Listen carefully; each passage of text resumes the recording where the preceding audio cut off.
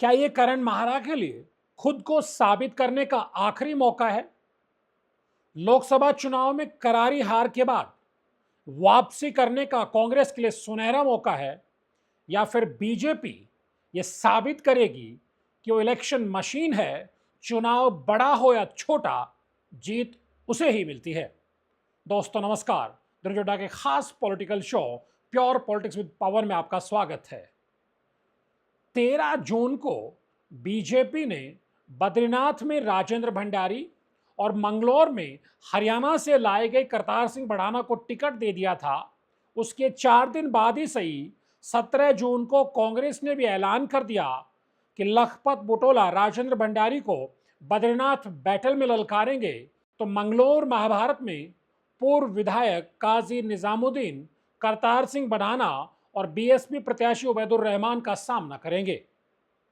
लेकिन जितना महत्वपूर्ण बद्रीनाथ का चुनाव लखपत बुटोला और मंगलौर का उपचुनाव काजी निजामुद्दीन के लिए है, उससे कहीं ज्यादा महत्वपूर्ण ये चुनाव कांग्रेस के प्रदेश अध्यक्ष करण माहरा के लिए है। क्योंकि चंपावत उपचुनाव में जिस तरह से कांग्रेस की बुरी गत हुई थी और उसके बाद बागेश्वर उपचुनाव में कांग्रेस ने वापसी करने के संकेत जरूर दिए थे, लेकिन वो चुनाव हार गई थी।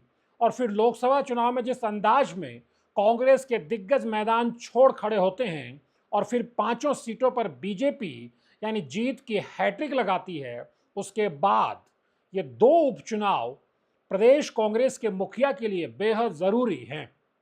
क्योंकि करण माहरा ने लोकसभा चुनाव खत्म होते ही या कहिए नतीजे आने से पहले ये कहना शुरू कर दिया था कि जो कांग्रेस के दिग्गज हैं, अगर वो मैदान में डटे रहते तो नतीजे 4-1 होते, यानी 4 सीटें तक कांग्रेस जीत सकती थी और बीजेपी को 1 सीट तक महदूद किया जा सकता था। उत्तराखंड की सियासत पर जरा भी नजर रखने वाले इस पर कतई यकीन नहीं करेंगे, लेकिन करण माहरा की अपनी दलीलें हैं। करण माहरा ये भी कहते हैं कि हरिद्वार में अगर हरीश रावत लड़े होते, टिहरी में अगर प्रीतम सिंह लड़े होते, अल्मोड़ा में अगर यशपाल आर्य लड़े होते, तो उसका फायदा गणेश गोदियाल को भी होता और इस तरह से 4 सीटें आसानी से कांग्रेस जीत जाती।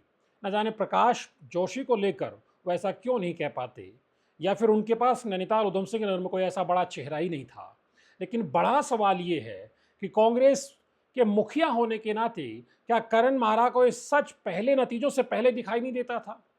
और अगर दिखाई दे रहा था तो कांग्रेस आलाकमान के सामने डंके की चोट पर क्यों नहीं कहा कि अगर ये बड़े दिग्गज रणछोड़ दास बन जाएंगे तो हम बुरी तरह चुनाव हार रहे हैं।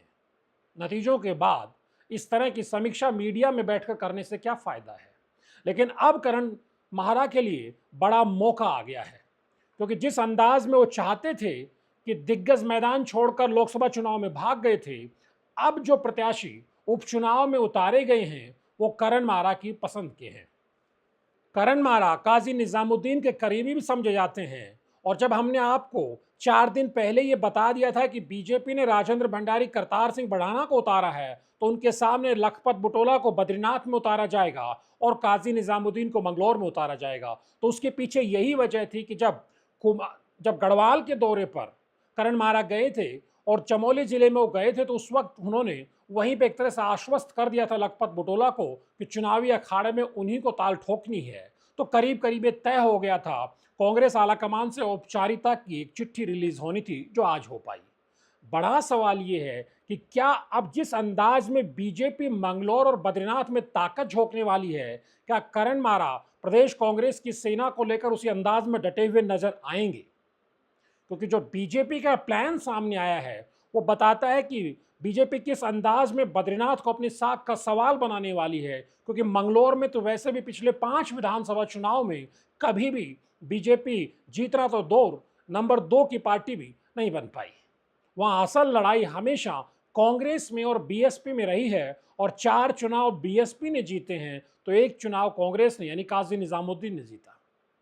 पिछले चुनाव में मात्र 600 वोटों से काजी निजामुद्दीन भी बीएसपी के हाथों ही हारे थे, और हाजी सरबत करीम अंसारी के बेटे उबैदुर रहमान को बीएसपी ने अपना प्रत्याशी बनाया है। यानी बीएसपी भले लोकसभा चुनाव में 5,500 वोटों पर मंगलौर में सिमट गया हो प्रत्याशी बीएसपी का, लेकिन वो कहीं ना कहीं अपने इस गढ़ को बचाने के लिए कोशिश कर रही है कि सरबत करीम अंसारी के जाने के बाद जो सहानुभूति का वोट है वो उनके बेटे को मिले और किसी तरह से बीएसपी का उत्तराखंड में एक दो ही गढ़ बचे हैं जिसमें सबसे मजबूत गढ़ माना जाता है ये बच जाए। लेकिन बीजेपी ने वहां करतार सिंह भड़ाना को उतार करके चुनावी लड़ाई को तीखा और रोचक बनाने की कोशिश की है, लेकिन बीजेपी का असल फोकस तो बद्रीनाथ में है।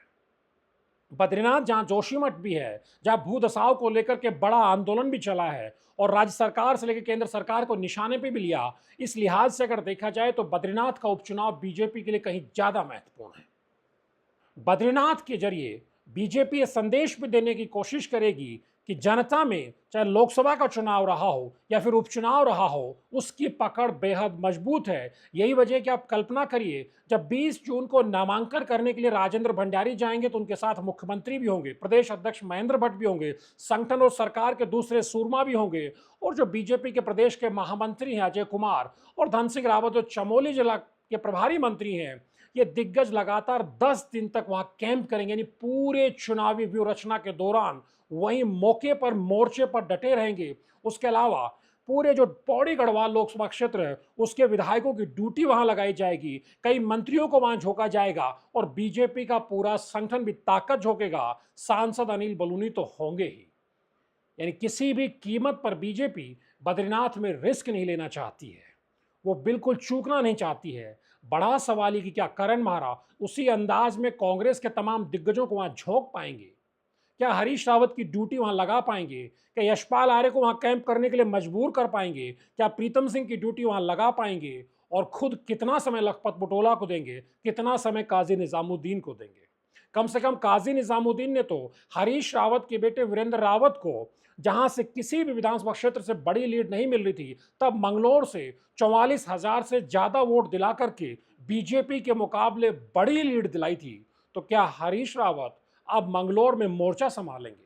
और अगर मंगलौर में मोर्चा संभालेंगे तो गढ़वाल में, चूंकि अपने बेटे को वीरेंद्र रावत को हरिद्वार में चुनाव लड़ाना था, इसलिए गणेश गोदियाल के लिए समय नहीं निकाल पाए थे। क्या कांग्रेसी दिग्गज अब लखपत बुटोला के लिए समय निकाल पाएंगे और बद्रीनाथ में भी कैंप कर पाएंगे? ये कांग्रेस के सामने बड़ा सवाल है, क्योंकि चुनाव दर चुनाव हारती हुई कांग्रेस अगर उपचुनाव की लड़ाई में भी पिछड़ जाती है, फिर निकाय चुनाव को लेकर और उसके बाद 2027 की विधानसभा चुनाव को लेकर भी तस्वीर थोड़ा साफ दिखाई देने लगेगी। और उससे पहले किस अंदाज में करण महारा ने कांग्रेस संगठन को चलाया है, उसकी भी तस्वीर जब इन दो विधानसभा क्षेत्रों के नतीजे 13 जुलाई को आएंगे तब दिख जाएगी। तो निश्चित तौर पर जिस अंदाज में बीजेपी ताकत झोंक रही, क्योंकि बीजेपी के सामने चुनौती ये भी है, उस पर आरोप ये भी है कि दोनों उसके प्रत्याशी आयातित हैं। करतार सिंह भड़ाना को हरियाणा से लाया गया है और शायद उत्तर भारत की कोई पार्टी रही हो जिसमें करतार सिंह भड़ाना न गए हों या चुनाव न लड़े हों, उसके बावजूद बीजेपी ने उनको मंगलौर में झोंका है। तो कांग्रेस से 2022 का चुनाव जीतने वाले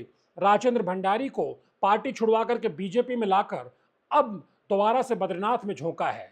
यानी उस समय जब बीजेपी और आरएसएस के भीतर मौसमी नेताओं के चलते अपने कार्यकर्ताओं नेताओं को इग्नोर करने, साइडलाइन करने के आरोप लग रहे हैं, तब भी उत्तराखंड के उपचुनाव में दो दो आयातित नेताओं को पार्टी चुनाव लड़ा रही है। देखा जाए तो कांग्रेस के लिए अवसर भी हो सकता है, लेकिन बीजेपी वो चुनावी मशीनरी है कि वो ग्राउंड पर उतरकर बेहद ताकत लगाती है। तो कांग्रेस पहले प्रत्याशी के ऐलान में 4-5-6 दिन तक बीजेपी से पिछड़ती है और उसके बाद जिस अंदाज में बीजेपी के सरकार और संगठन ग्राउंड पर टूट पड़ते हैं, उसके मुकाबले कांग्रेस के नेता दिग्गज बगले झांकने लगते हैं। वो न्योतों का इंतजार करते हैं कि प्रत्याशी ने तो उन्हें अच्छे से बुलाया ही नहीं। जैसा हरीश रावत ने भी कहा था, द न्यूज लॉन्ड्री को दिए एक इंटरव्यू में हरीश रावत ने बाकायदा कहा कि मैं 4 लोकसभा क्षेत्रों में प्रचार करने जाना तो चाहता था, लेकिन किसी भी प्रत्याशी ने मुझे बुलाया ही नहीं। ये हाल है कांग्रेस का। द न्यूज अड्डा के वीडियोज को लाइक कीजिए, शेयर कीजिए और चैनल को सब्सक्राइब करना मत भूलिए। नमस्कार।